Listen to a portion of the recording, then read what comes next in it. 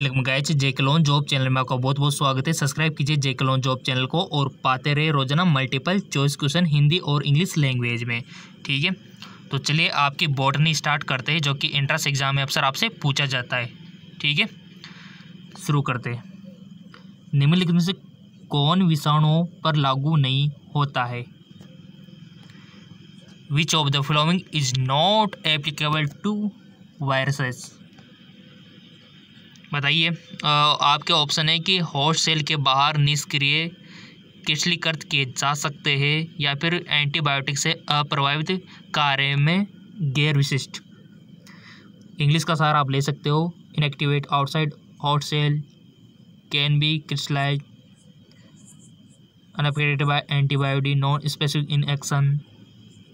बताइए गाइस कौन सा ऑप्शन सही है, क्योंकि उसके बाद हम आपको राइट ऑप्शन बताएंगे। इसका लगा लिया वो टिक्का आपने, तो सो सिंपल इसका राइट ऑप्शन हो जाएगा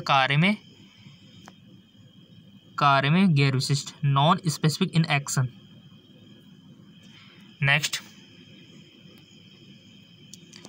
आवर्त बीज यानी कि एंजियोस्पर्म के गुरु बीजाणुध्वनि का सामान्य नाम क्या है? What is the common name of megasporangia of angiosperm? भ्रूणथैली, बीजांडासन, अंडाशय या फिर बीजांड। बताइए इसका राइट ऑप्शन क्या होगा? सो गाइस, इसका राइट ऑप्शन होगा आपका ओविल्स यानी कि बीजांड। ठीक है, नेक्स्ट, भूक्षरण के प्रभाव क्या है? What are the effect of soil erosion? केवल अकाल, केवल आकस्मिक बाढ़, केवल जलाशयों का अवसादन या फिर उपयोग से भी? इसका राइट ऑप्शन हो जाएगा आपका उपयोग से भी, यानी कि केवल अकाल भी है, बाढ़ भी है, जलाशयों का अवसादन भी है, उपयोग से भी इसका राइट ऑप्शन हो जाएगा। नेक्स्ट, ग्लूकोज से पायरुविक अम्ल में रूपांतरण की प्रक्रिया का क्या नाम है? What is the name of process of conversion of glucose to pyruvate acid? Electron transport, TCA चक्र, ग्लाइकोलिसिस, ग्लूकोजेनेसिस। इसका राइट ऑप्शन हो जाएगा आपका सिंपल सा ग्लाइकोलाइसिस। ठीक है, ग्लाइकोलिसिस आप इसको बोल सकते हो, ग्लाइकोलाइसिस। अगला क्वेश्चन है मोस्ट इंपॉर्टेंट। रोजाना आपको मिलते रहेंगे, आपको तो चैनल सब्सक्राइब करके बेल आइकन पर प्रेस करना है। इन्फ्लुएंजा एक विषाणु के कारण होता है जो अंडाकार या गोलाकार होते हैं, जिनमें नीत होते हैं। Influenza in cause by virus that is in oval और round shape and contain protein से संबंध दोहरे अवध आरएनए, प्रोटीन से संबंध दोहरे अवधि डीएनए, राइबो न्यूक्लियोप्रोटीन के एक आंतरिक कुंडलित कोर से आरएनए, या फिर प्रोटीन से संबंध एकल अवध डीएनए। इसका राइट ऑप्शन हो जाएगा राइबो न्यूक्लियोप्रोटीन के एक आंतरिक कुंडलित कोर से आरएनए। ठीक है, राइबो न्यूक्लियोप्रोटीन के। ठीक है, अगला क्वेश्चन, एक शुद्ध प्रोटीन अणु में सामान्य रूप से कितने सिरे होते हैं? How many and does a पूर प्रोटीन मॉलिक्यूल नॉर्मली हैव?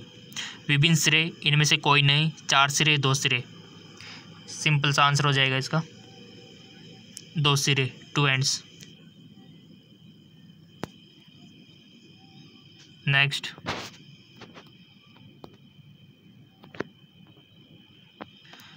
उस वैज्ञानिक का नाम बताइए जिनमें जगत के 5 वर्गीकरण 5 किंगडम क्लासिफिकेशन का प्रस्ताव किया गया था। Name the scientist who proposed the 5 kingdom classification. Hugh Gedevich, Robert Hooke, Robert Brown, Wayne Tinker. Right option is Wayne Tinker.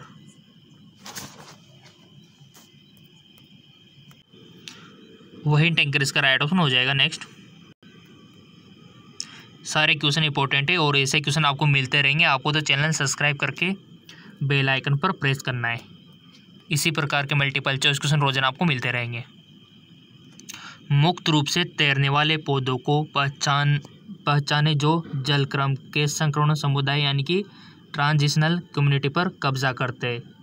Identify the free floating plants which occupy the transitional community by hydrosere Marsilea, Nymphaea, Typha, Lemna. पहले तो आप लगाओ टिक, ताकि आपको टिक लगाना आ जाए, नहीं तो आप इंट्रेंस एग्ज़ाम में गलती करके आओगे, क्योंकि यहाँ पर प्रैक्टिस नहीं होगी ना आपकी टिक लगाने की।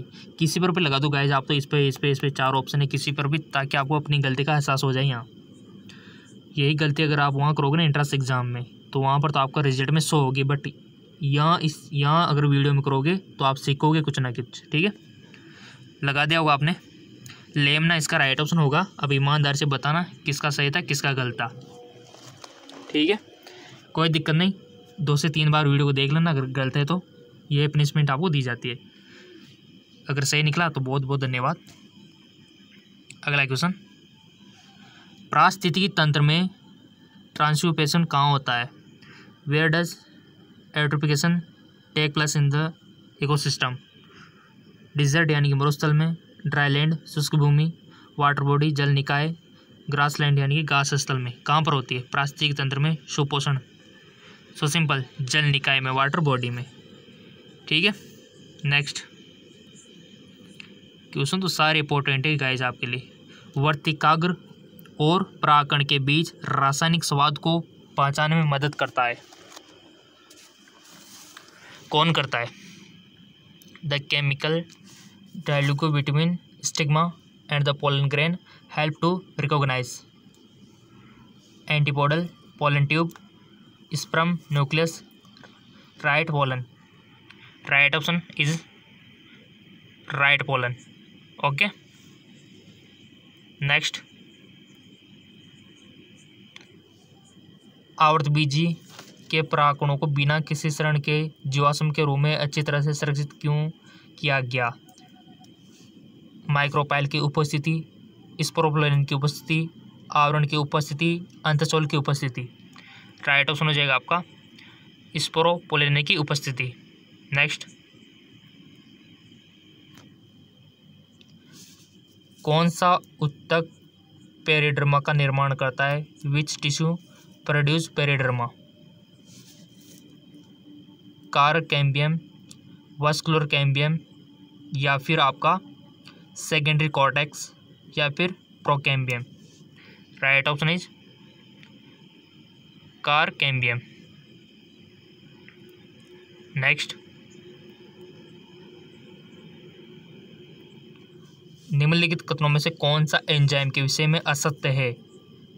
विच of the following statement is incorrect about the enzyme? यानी कि ये क्वेश्चन आपकी नॉलेज चेक करना चाहता है कि आपको एंजाइम के बारे में कितनी नॉलेज है। ऐसे क्वेश्चन बनते हैं आपके एंट्रेंस एग्जाम में। सो इसका ऑप्शन है एंजाइमों को अधिकतम गतिविधि के लिए अनुकूलन पीएच की आवश्यकता होती है। एंजाइम उच्च तापक्रम पर विकृत हो जाते हैं। अधिकांश एंजाइम प्रोटीन होते हैं लेकिन कुछ लिपिड होते हैं। या फिर एंजाइम अपने क्रियान्वयन में विशिष्ट होते हैं, यानी कि enzyme are specific in their action.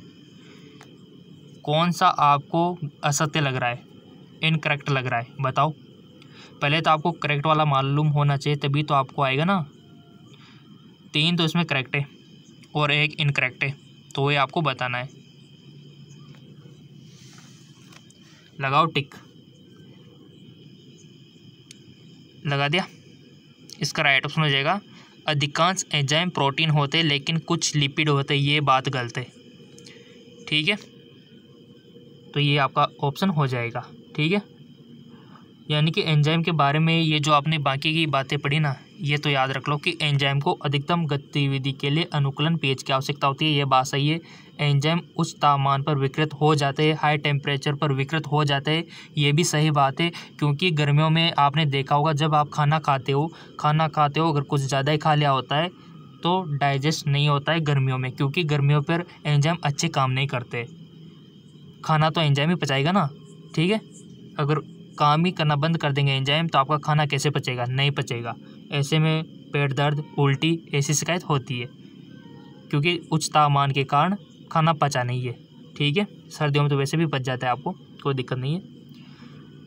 और चौथा ऑप्शन भी सही है कि एंजाइम अपने क्रियान्वयन में विशिष्ट होते हैं। ठीक है, ताला चाबी सिद्धांत आपने पढ़ा होगा।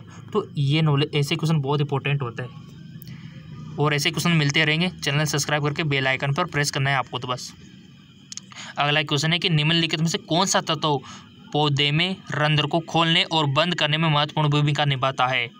विच of the flowing element play important role opening and closing the stomata in plant? Calcium, chlorine, phosphorus, potassium. Right option is potassium. ठीक है, सो पोटेशियम तत्व पौधों में रंध्र को खोलने और बंद करने में महत्वपूर्ण भूमिका निभाता है, इंपॉर्टेंट रोल अदा करता है। अगला क्वेश्चन है आपका, ई कचरे के उपचार के लिए कौन सी कारगर विधि है बशर्ते इसे पर्यावरण अनुकूल तरीके से किया जाए? सुधारक, नवीनीकरण, पुनर्चक्रण यानी कि रिसाइकल, या फिर रिड्यूसिंग अपचायक? इसका राइट ऑप्शन हो जाएगा आपका पुनर्चक्रण यानी कि रिसाइकलिंग। अगला क्वेश्चन है, क्वेश्चन तो रोजाना मिलते रहेंगे, आपको घबराना नहीं है। ठीक है, चरम स्थितियों में उनके जीवित रहने के आधार पर यूबैक्टीरिया में विभिन्न आद्य बीजाणु की मुख्य विशेषता क्या है?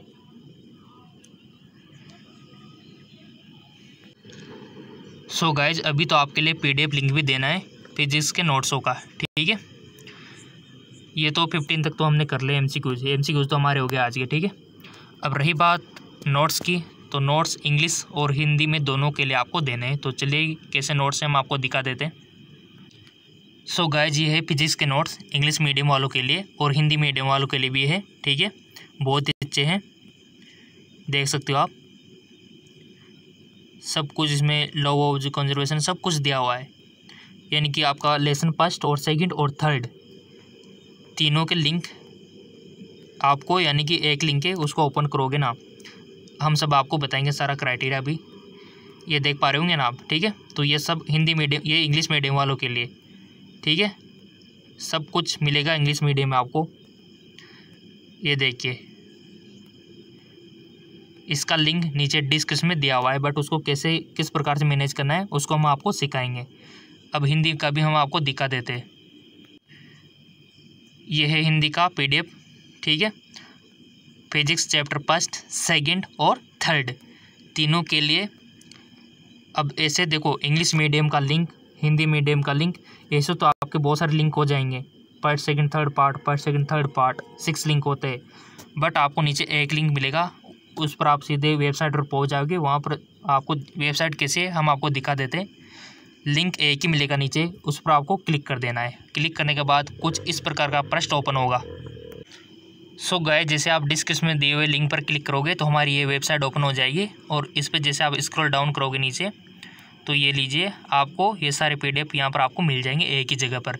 देख पा रहे होंगे, ये हिंदी मीडियम वालों के लिए part first, part second, part third chapter यानी कि इलेक्ट्रोस्टैटिक वाला सब कुछ आपको मिल जाएगा। इसके बाद आपको इंग्लिश मीडियम वालों के लिए part first, second, electrostatic chapter वाला। ठीक है, लिंक नीचे डिस्क्रिप्शन में दिया हुआ है, जाइए डाउनलोड कर लीजिए पीडीएफ फाइलों को और अपने मोबाइल में सेव कर लीजिए। ओके, धन्यवाद।